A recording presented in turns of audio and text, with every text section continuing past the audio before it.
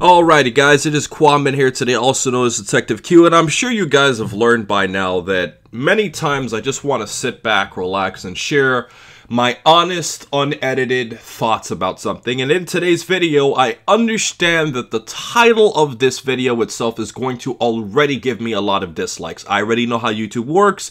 It's an unpopular opinion and it's going to piss off a lot of Dragon Ball fans. I'm going to get a lot of comments saying, you know Goku's the main character, right? I'm going to get a lot of characters saying, well, Dragon Ball always does this, just enjoy the show.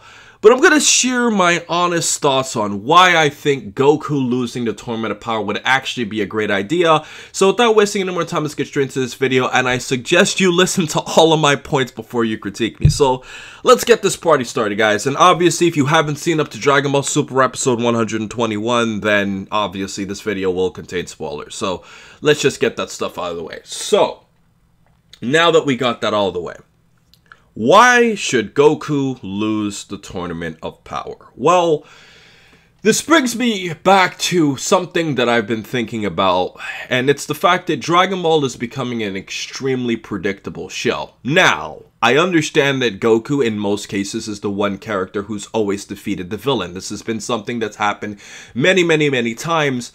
But when you really think about it, Dragon Ball does not necessarily always need Goku to be the hero. And Dragon Ball has also had many points in time where Goku was not even around in the series, but yet the plot still functioned. Dragon Ball Z is actually the best example of this compared to both GT and comparing it to Dragon Ball, because in Dragon Ball Z, there were key points of the series where Goku was completely absent, and yet the plot was progressing. There was a lot of character development from different points, and essentially, the characters were actually being useful without the assistance of Goku. And Goku, in many ways, was kind of like the plot device of the ultra-powerful guy to take down the one villain that obviously everybody needed help with, or the one character to help everybody defeat the villain. Let's go on to the Saiyan arc, right? In the Saiyan arc, Goku dies at the very beginning of the series, and as he's dead, everybody's preparing for the Saiyans. Then when Goku comes to defeat the Saiyans, Goku fights against Vegeta, loses, needs help from the others to defeat Vegeta, and they all team up to take him down. And essentially, even though Goku was a key piece as to why they won, they managed to defeat Vegeta without 100% relying on Goku to do everything.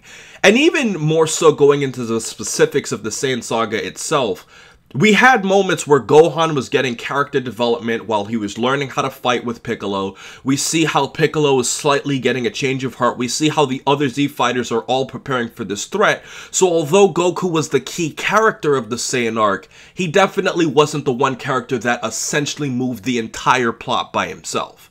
And then when we go on to the Namek arc, I think things are even more interesting here, because in the Namek arc, at the beginning of it, Goku's injured, and then the entire arc is waiting for Goku to even land on Namek to defeat the Ginyu Force, and then we're waiting for him to recover again to fight against Frieza. So although Goku was the key character with Super Saiyan that ultimately defeated Frieza, he didn't do this alone. He needed help to fire the Spirit Bomb. Goku obviously was inspired to go Super Saiyan with the death of Krillin. You know, obviously Krillin and Gohan did a lot with, you know, hunting for the Dragon Balls and fighting the Ginyu Force before Goku even got there. So the plot was not 100% reliant on Goku, even in the Namek saga. And then when we get to the Android saga, we have an even more interesting point here, because in the Android arc, Goku wasn't even the character that defeated the main villain. He assisted Gohan by, you know, obviously talking to him and realizing that Gohan was mentally weak at that point of time.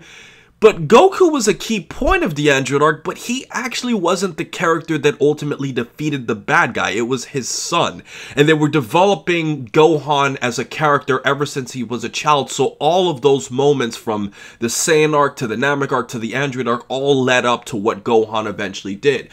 And even if you look at the Android arc, I mean, I think in Dragon Ball Z we can all safely agree here that the Android arc is the least dependent on Goku, based on the fact that he had the heart virus for most of the arc, and then the other part of the arc he was training with Gohan, and then he fights Cell, quickly loses, and then dies. So we have an entire arc where Goku really didn't even have as much of a major role as he's had in other arcs. He was more of a support character than the character that did everything. And even if you want to go with Dragon Ball Super, guys, I don't even have to touch on the Buu Saga because they obviously went back to Goku in the end. The future Trunks arc in Dragon Ball Super, Goku's just a strong ally to the picture. He really doesn't have much to do with the story other than the fact that he had the Zeno button, and obviously that was a key reason as to why they defeated Zamasu. It was more so of just Trunks' story, and Goku and Vegeta are the characters that are going to help him fight against his villain. So, from what I'm bringing up at all these points, I had to bring up all these different examples to illustrate this. Dragon Ball doesn't always need Goku to be the guy. Now, my friend Black and Fist many eons ago made a video talking about, is Goku a loser? And although I disagree with his title, you know, he brings up a key point in saying that in the Dragon Ball movies and specials, Goku is kind of like a stereotype of himself, where he does, in most cases of the movies, always come in to save, you know, everybody else and bail everybody else with a point of Deus Ex Machina and relying on Goku's abilities. So that might have skewed people's opinion of Goku always needs to take the win. But when we compare this to Dragon Ball Super, this is a tournament where there are 10 characters fighting for Universe 10. And when you look at it from that perspective, with 10 different characters fighting, this all means that this was the perfect opportunity to have the least amount of reliance on Goku. And I will give Dragon Ball Super credit in this. The Tournament of Power by far, at least in my opinion, has been the best arc that Dragon Ball Super has had. And they have had a good balance of moments from other characters, especially with Gohan, Android 18, and Master Roshi. But at the same time, though, there were a lot of key points where I felt like if Goku was less involved, it would have made the story more balanced. A perfect example to illustrate this would be when we look at the Goku versus Kefla fight, right? Although I think that was a visually appealing fight and one of the most entertaining episodes of the Tournament of Power, especially with Goku's Kamehameha that knocked out Kefla, at the same time, I felt like giving Goku a big fight right after he fought Jiren, I felt was a little too unbalanced. And I feel like it kind of already took away from the direction, because after fighting against Jiren, I felt that the story was going to focus on the other characters until Goku and Jiren ultimately fought each other in the end again. And I felt it would have been a perfect opportunity for, say, Frieza or Vegeta or any other character to fight against Kefla and to see what they could have done, despite how entertained I was by that. So ultimately, I say all of this to bring up the ultimate point that with 5 characters remaining in Universe 7 versus Universe 11, I think that Goku winning in the end against Jiren would be an extremely predictable ending that we could have all seen coming. And because of the fact that Goku had already fought Jiren before, I think that the expectations of how Goku and Jiren's second fight has to be tremendous to even surpass what they already did, because the first fight that they had was already so great. And I think with all of this said, an unpredictable ending would be the perfect way to end the Tournament of Power. And the 2 candidates that I can see this fulfilling the most would be either Gohan or Frieza. Frieza, because of the fact that, well, first of all, Frieza hasn't really done anything major in the Tournament of Power other than defeating Kaba and Frost.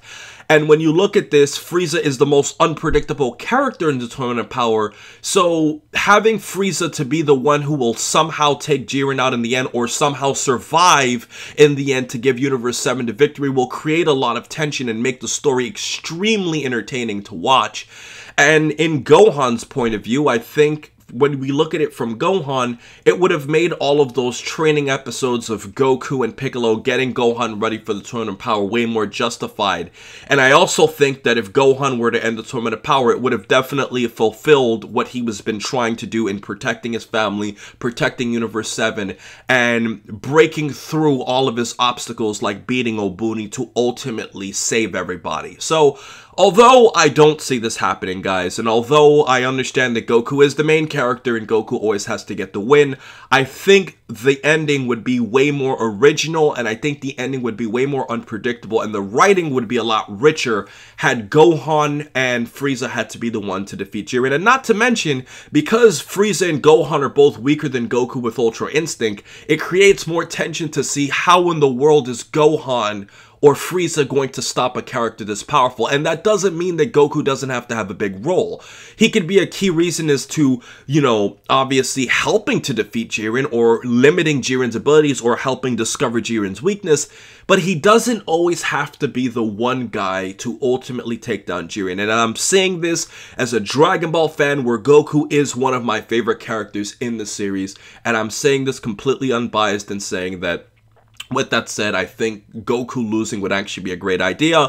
And as far as Vegeta and Android 17, 17's already done what he needs to do, and Vegeta, unfortunately, due to his history, I just don't see him ending this Tournament of Power, especially if you look at what some spoilers might say. So with everything else said, guys, please remember to rate, comment, and subscribe. And remember, as I always say, to have a great day, guys. And I'm really curious in seeing whether or not you agree or disagree that Goku losing in the Tournament of Power would actually be a great idea.